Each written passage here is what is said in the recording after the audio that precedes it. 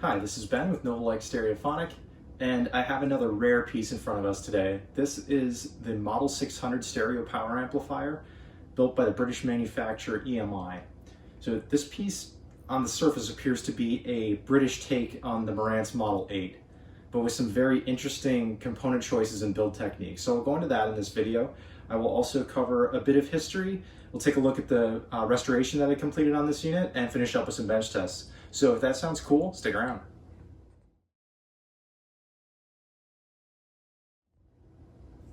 Let's start out with a bit of history. And this section will be pretty brief because there's not a lot of information out there, but I did want to go over some timeline stuff. So throughout this video, I'm going to be comparing this amplifier to the Marantz Model 8. In order to understand that, we have to go through a sequence of production dates from Marantz equipment and when this EMI 600 was produced. So first of all, the Marantz Model 5, which was a tube rectified EL34 push-pull monoblock, was produced in roughly 1958. In 1959, stereo had become mainstream and Marantz started building products that had two channels in one chassis. So that would be the Marantz 8, the Marantz 7. So the Marantz 8 was done in 1959, and then later in 1962, the more prolific 8B, which had an improved output transformer and more sophisticated negative feedback. But the key date there is the Marantz 8, 1959. So for this EMI piece, the only literature that I was able to find on it were a couple articles. So in the 1959 October issue of the Billboard magazine, there was a mention of a partnership between an American company and EMI, where they were planning to sell this amplifier along with a couple other pieces to the US market. So we've got that 1959 date. There's a British publication called the Hi-Fi Yearbook, and in the 1960 issue of that, there's a listing of 3 EMI electronics products. So we have the 555 integrated amplifier, which has a really cool scope in it, the 556 preamp, which also has a scope, and that preamp is supposed to be paired up with this Model 600. So that date of roughly 1959 to 1960 gives us a clue here. So I think what happened is this was likely not a copy, but inspired by the Marantz Model 5, and it's their take on putting that type of circuitry into a single chassis. So that's what we'll look into next. I'm going to change the camera angle so that we're looking from the top down, and we'll look at some of the features on this that make it very similar to a Marantz Model 8. With the top-down shot on this thing, the first thing that my eyes are drawn to is these octagon-shaped transformer covers. This is something that was really not seen very often, and it's, you know, kind of weird shaped transformer covers are more of something that you see in modern boutique amplifiers. So looking at this thing on first glance, you might not think that it's a 1960s piece. The reason I compare this to a Model 8, we've got the meter, of course. This is almost a direct, copy of what Marantz used for their bias meter. So we have a bias level and then a balance line here, which basically you put a load on this thing and you feed in a sine wave until it reaches the line, and you adjust the balance control to make sure that each of the two output tubes is outputting at the same level. So you have a balanced output stage. So speaking of output stage, this is EL34 driven. So we've got 2 EL34s per channel driving the output transformers. And this is an ultralinear design. So that means there's a separate output transformer primary tap just for the screen grid. And that increases the efficiency of the amplifier and reduces the distortion. The Model 8 uses a 2-tube driver stage. So it uses a pentode followed by a 6CG7, which is a dual triode for the phase inverter. What EMI did is they used a single tube called a 6BR8. And this tube does not come up very often in hi-fi. It's seen in some boutique amplifiers, but it's not super common. And what this is a pentode in one half and a triode in the other. So they're using the pentode for the first drive stage, and then they're using a different phase inverter topology to pull out the phase inversion with a single triode. So this amplifier is extremely simple. Pentode, triode, feeding an inverse signal into the output stage, and then the EL34s take care of the rest. So very similar in design that way, except the tube count is different. When we look at the inputs here, we have one that says preamp and one that says test. And I drew out kind of a rough schematic of the input stage on this, and it is an identical copy of the Marantz 8 input stage as far as capacitors go. So that would be having the preamp jack doing a roll-off in the low end to prevent rumble and weird transients and stuff like that, where the test input is completely flat. What the 8 doesn't have is a stereo mono switch. You can run an 8 in mono, but you have to feed the signal into both inputs and then do some weird connections at the output. So this allows you to easily switch. And I can't remember if it's left or right. I tested this at the bench. There's not any documentation on this, but in the mono switch mode, one of these two inputs goes to both amplifier sections. The biasing is very similar to a Marantz 8. There's a spring-loaded control here that gets to our different bias levels. And when I flip this thing up and we take a look at the bottom, we'll see how the transformer is wired into that switch. So what's weird about this is when you go this way, it's this bias knob for this tube, and one more is this bias knob for this tube. When you take it the other way, the first click is actually over here. I don't know why they did it that way. It's a little bit confusing, but you do get used to it.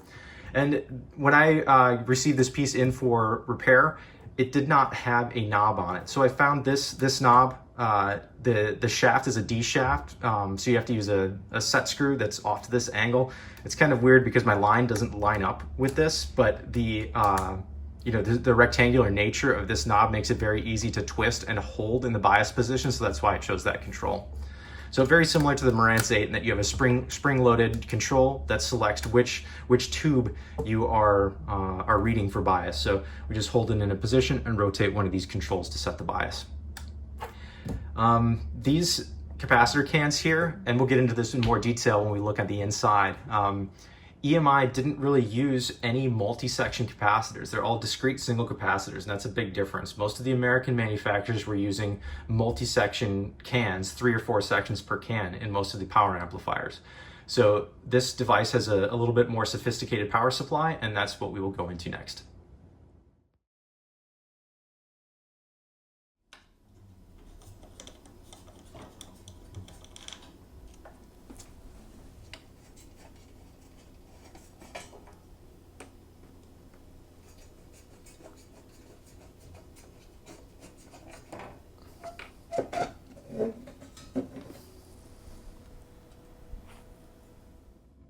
Okay, what we're looking at here is the fully restored Model 600. In a little bit, I'll be throwing up some images of the unit in stock condition for reference, but right now we're just looking at the restored unit. So again, similarities to Marantz. We've got our bias meter here. We've got our spring-loaded bias selector switch, and that is done by putting the meter in series with the power transformer primary for each tube. This control over here allows you to calibrate the meter. So I've calibrated the bias meter to read when the needle is on the bias line, each tube has approximately 35 milliamps of plate current. This control over here is hum balance. It's just set up with the tube filaments with the center wiper going to ground, so you can balance out the hum in the system on the filaments. This chassis is very busy, and it's very shallow as well. So everything's kind of jammed in here. It's kind of difficult to work in here because there's so many components around that first tube socket, because everything is done in that first tube basically for the drive section of this unit. All right, let's jump into where this unit started and why I came to this final result. Okay, let's look at the restoration that was done to this unit. So I'm going to throw up an image of the original design. And what you'll notice is in this section here where I have these polypropylene caps, that there were 2 of these yellow caps in series on each one of these sections. So what these are is 32 microfarad 350 volt caps. And what the idea was is they would use these balancing resistors. This I believe is a 1 meg resistor, and they would put one across each one of these capacitors and put them in series. And this allowed them to half the capacitance. So this would take it down to the equivalent of a 16 microfarad capacitor that's rated for 700 volts. So this was a way to keep a compact profile under the chassis while having the correct value and a very high voltage rating. Now, the problem with that is as these capacitors age and develop leakage, one will start taking more of the voltage than the other, and it will prematurely fail. It's just not a good design for the long term. It probably worked great in the first 10, 20 years of operation, but at this point it's something that's too much of a liability and it had to go. So before I started doing any work on this unit, I needed to figure out how all of those capacitors were configured. And the easiest thing for me is just to draw a schematic. So I made up a schematic of how the power supply was laid out, so you can see each one of these series capacitors with resistors across it. And the most interesting thing actually is that each one of the driver sections gets its own independent filter bank. So here we have the main B plus coming across the choke. It's our first filter stage. This feeds to the output transformers. We have another filter stage here. And then each one, I've got this marked as B plus 2L and B plus 2R. So each one of those 6 BR8s gets its own power supply voltage through its own filter bank. So this is a pretty advanced power supply, and I think this would help with stereo separation. But what I needed to do is take this down to a simplified version for selecting the new parts that I was going to install in the unit. So what I have here is a simplified schematic, and I've also added the bias and filament supplies here. We can see that I've reduced the value here from 100 microfarad 2 in series to 47 microfarad 600 volt. And then I ended up opting to use polypropylene film caps instead of axial electrolytics.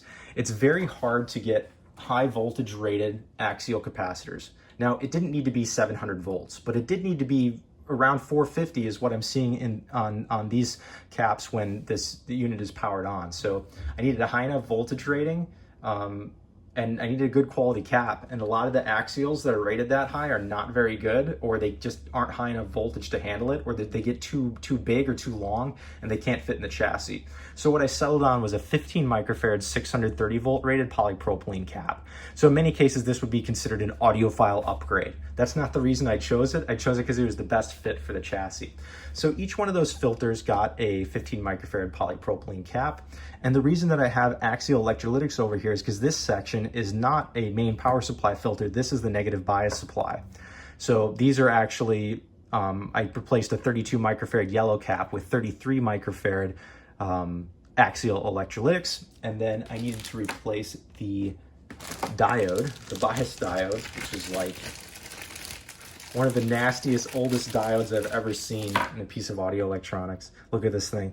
So this diode, I don't know if this is silicon, selenium, I don't know what's in here, but this was running the negative bias supply. If this failed, we would not be in good shape. So I needed to get that out of there. So that diode's been replaced here, my negative bias supply. And then here, this capacitor I've kind of just left blank. That one, it was two 100 microfarad caps in series, again with that balancing resistor, but I didn't need that since I reduced to a single 47 microfarad cap at 600 volts. So that's here, and I've cut the original cans open, pulled the guts out, and mounted the new caps inside of the original cans. The reason that these ones stayed in a series configuration is because it's acting as a voltage doubler. This is a very common circuit to give you a very high voltage rating at the first filter stage. So this power transformer has the secondary for the high voltage center tapped, and that comes to the junction point here, and that's what makes that voltage doubler work. So those 200 microfarad caps, even though they're wired in series, those did not get eliminated like the rest. So that's really the main part of this restoration, was getting this power supply rebuilt. Once I got that stable, I moved on to troubleshooting the left and the right audio channels. And there was a lot of issues there. I had low output in both channels, very distorted, and I had to go through there. So what I found is that both channels had some components replaced, but also other ones failed. So some capacitors went high ESR. In the left channel, I just had one bad cap that was really holding this circuit up from operating properly. On this side, I had a couple bad capacitors, and there was a lead that was accidentally bent down. I think when one of the caps was replaced in the past, one of the components must have got bent down and it was making contact with one of the tube socket pins. That was causing all kinds of issues. Took a while to figure that one out, but once I got it, this thing was operating very, very well. I had to pull the bias meter and clean up the movement. The movement was sticky, so the bias meter didn't work. Once I got that movement freed up and lubricated a little bit, everything started to work normally. And then I used this to calibrate that for 35 milliamps. And that's basically it. This section is very hard to work in because it's very compact. Everything is jammed in there. All the resistors were okay to stay, so I've just done a full recap of that. and I've left all of the negative feedback circuitry alone. I didn't want to mess with the adjustments here. This is usually something that's set at the factory when they're produced to match the individual characteristics of the output transformer used. So I haven't touched these what look like variable capacitors, and I didn't touch any of the polystyrene or mica caps that are in the feedback circuit. And interestingly, some of you tube gurus out there may be able to comment on this. It looks like they're using two forms of negative feedback. You have the typical negative feedback coming off of the secondary of the output transformer, but also there's some feedback coming off of the screen grid of one of the output tubes and fed back into a grid. So not exactly sure what's going on with that, but we'll see at the bench what it results in performance. So that's what's up next. Let's get this thing over to the bench and see how it performs. Okay, I have the EMI 600 set up at the bench. It's been running for probably 15-20 minutes. I've got the bias set, balance set, and I'm going to start with a distortion and output power test. So I'm going to turn on my low distortion oscillator here. And we're reading THD plus N here. So with that small input, I've got, a little under 0.1% THD, like a normal or a high listening level. I'm going to ramp this up to the rated power, which is 30 watts, which corresponds to 15.5 volts RMS. So I'm just going to ramp up the oscillator. Oh, and as you can see, I've got near perfect channel balance. Both channels are shown here, I just have them overlaid. So very good channel balance, and as you can see, the output level is nearly identical. So I'm going to ramp up the oscillator to 15.5 volts RMS.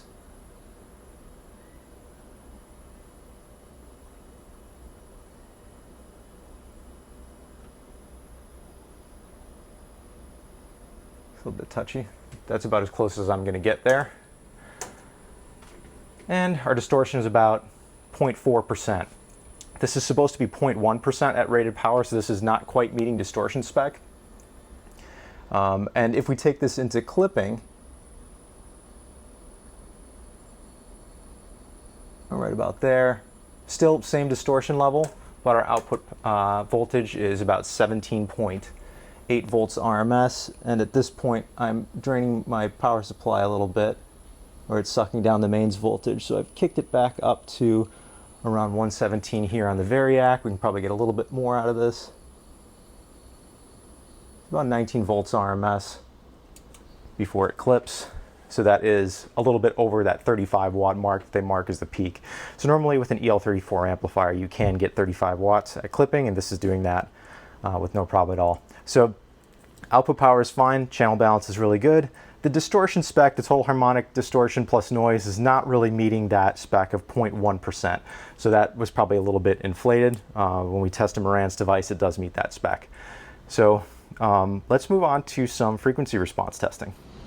Okay, next we're going to be taking a look at some frequency response analysis. So I'm going to start out with a square wave, and you can look at the output here. So a square wave is kind of a good basic frequency response test. So at 1 kilohertz, what I'm seeing is on the square wave, overall it looks pretty good. It's very flat, but we do have some ringing in the upper left here, and also the slope up and down are not super straight lines. So there is a little bit of deviation here in frequency response, but overall it's very good. So if I switch to a sine wave here, I'm looking at 1 kilohertz. I've got these Tektronix meters set up to measure deviation in dB. So as I ramp this up, we're at 1 kilohertz. I'm just gonna slowly ramp this up in frequency. Right now we're at 10 kilohertz, and you can see we don't have much deviation at all. If we're looking at the scope, I'm almost right on that reticle line there. And as I continue up, I'm at 20 kilohertz right now, and I'm down by about a dB. The spec sheet for this says, or the specs that were published say it goes 10 hertz to 30 kilohertz with only 0.5 dB deviation. I'm not seeing that exactly reflected here. In this, I'm at about 0.5 dB on one channel, but not the other. And you can see there's a little bit of a phase discrepancy here all the way up in this frequency range. If I take it up to 30 kilohertz, you can see that it is indeed dropping. If I go to 35, I'm at about that negative 3 dB down point, and my channels are deviating a little bit. Go back to 1 kilohertz and go down the other direction. This has extremely good low frequency response. So I'm at 400 hertz, down to 100 hertz. You can see the channels are tracking very well. 0 dB. I'm going to go down to 10 hertz. And barely any deviation. So this is performing really, really well in that low range. So the last thing I want to do for the bench test is going to be looking at a frequency response plot, and we'll see how the phase relationship lines up between the channels. The final test that we're going to do here is a Bode plot. So it's going to show frequency response and phase. And the stimulus is set at 700 millivolts peak to peak, which corresponds to about 1 watt for this specific amplifier. So I'm doing this test at about 1 watt output, and we're going from 10 hertz to around 35 kilohertz. So I'm going to run this, and I'll speed this up, and we'll look at the results.